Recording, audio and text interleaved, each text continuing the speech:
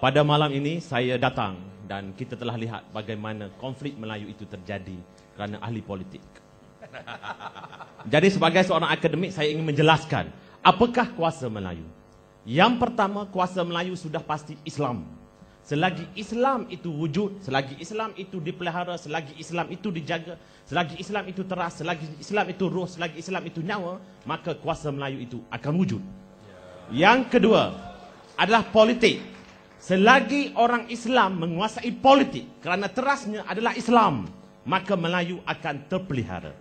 Yang ketiga, ekonomi.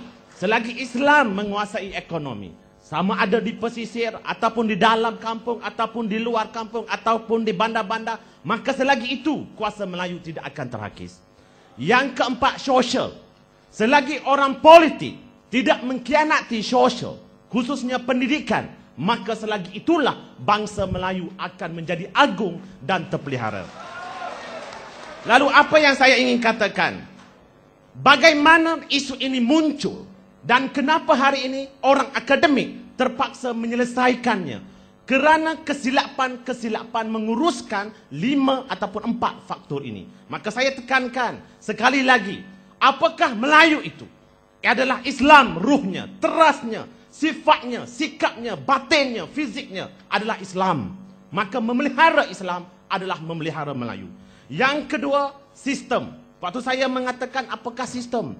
Kita mempunyai sistem, perlembagaan dan sebagainya.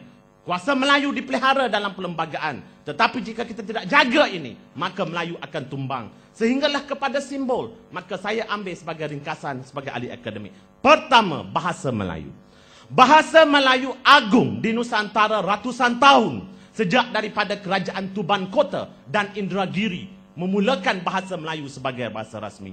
Tetapi malangnya, pada tahun 1986, simbol bahasa ini, tulisan Jawi, dimasukkan di dalam peperiksaan SAP.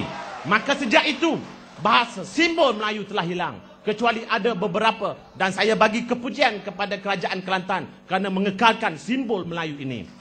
Yang kedua, ialah perlembagaan, sistem. Jika kita rosakkan sistem ini, maka Melayu akan tumbang. Sistem perlembagaan, rombakan kedudukan kuasa raja-raja Melayu. Sama sahaja peristiwa yang berlaku di Aceh dan di Siak pada kurun ke-14 dahulu. Apabila kumpulan pembesar-pembesar Siak dan juga Medan Kota, Tuban Kota dan Indragiri menghapuskan kuasa-kuasa ini dengan berandaian bahawa raja-raja tersilap pencaturan. Maka kita ingat pada tahun 1997, krisis peternakan khinzir di Negeri Sembilan menjadi topik utama semua akhbar. Dan sekaligus pada ketika itu kuasa Melayu akan terancam dengan sendirinya.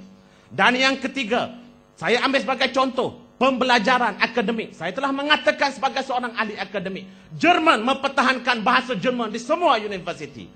Austria mempertahankan bahasa Jerman di semua universiti. Maka jika ada naib-naib chancellor yang dilantik oleh apapun kerajaan itu tidak mempertahankan bahasa Melayu, maka dengan sendirinya umat Melayu itu akan terhakis walaupun apapun alasan yang kita berikan.